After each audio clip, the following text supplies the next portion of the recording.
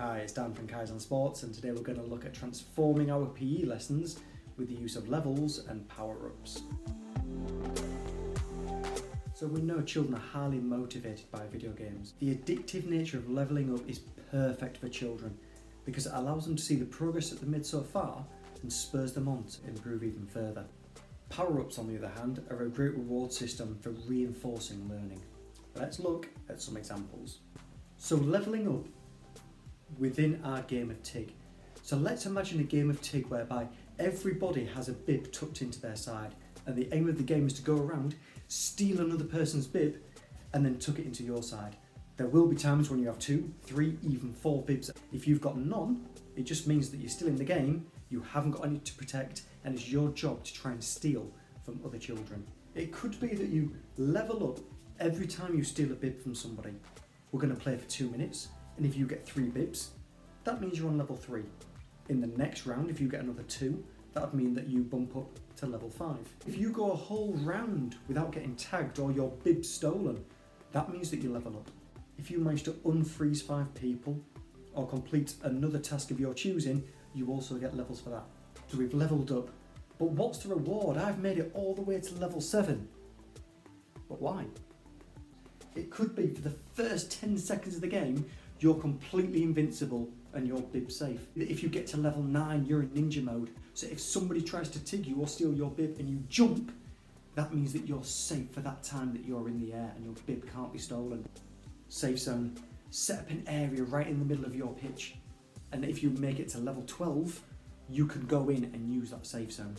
Bib throw. So if you're the TIGger, rather than running around and TIGging people, if you get to level 4, you're allowed to throw your bib, and if it hits somebody, then you get to steal their bib as well as picking up your own. Once you get to level 10, you get to pick which bib the other team wear.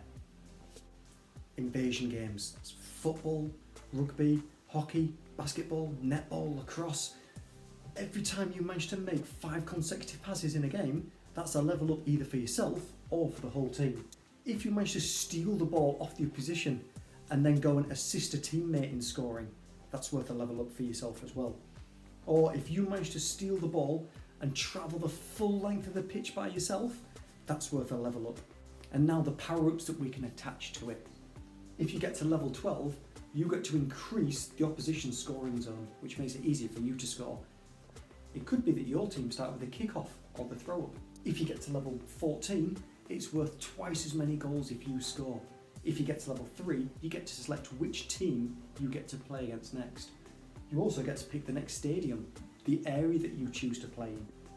Net and wall games, tennis, badminton, squash, table tennis.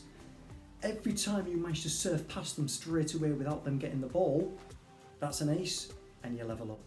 Or you could level up if you work together in a cooperative mode and you manage to get a rally of 10 points.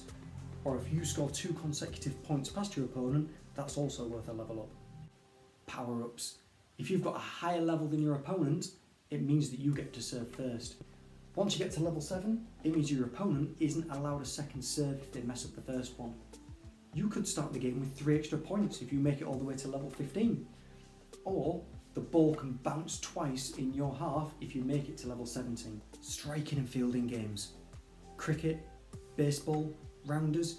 If you manage to catch the opposition's ball, that's worth a level up for your team. Same as if you manage to ball them out. If it's your turn to bat and you hit the ball so far that it goes outside of the playing area, that's worth a level up. And you might even level up if you manage to complete a certain amount of runs for your team. The power-ups are just as exciting. Extra life. If somebody catches you out or bowls you out, it doesn't count. You're still in the game, you can use your extra life. It could be a weapon select. If I get to level 11, it means that I get to select the tennis racket to hit the ball instead of the rounder's bat. I might pick who bats and fields first if I've got the highest level in the class. If we're playing cricket and I'm a fielder with the ball, because I've unlocked level 9, the runners can no longer move. Or in rounders or baseball, if I've got the ball, people can't continue to run to the next base. If I make it to level 3, it means that I've unlocked speed ball. So as the bowler, I get to take 2 steps closer to the batter. The ball's going to come at them that much more quickly, so it's a good reward for our team to have. bonus time, bonus time, bonus time, bonus time, bonus time. We can also use this to inform people's learning behaviours. You get a level up every time you're the first person to be ready and attentive and listening to the next instruction. If you're brave enough to put your hand up and share something that you liked about what another person did, that's worth a level up. If you display any positive learning behaviours, being honest, being fair, being respectful, being resilient, anything like that, that's worth a level up. And it also is if you manage to help a classmate. The bonuses that we have for this, you get to be first person in the line, leading the class back to the classroom at the end of the lesson. You get to pick who clears away the equipment, or you might even pick some people that you can work with yourself to put the equipment away. You get to pick what you choose for golden time. You're in charge of it this week.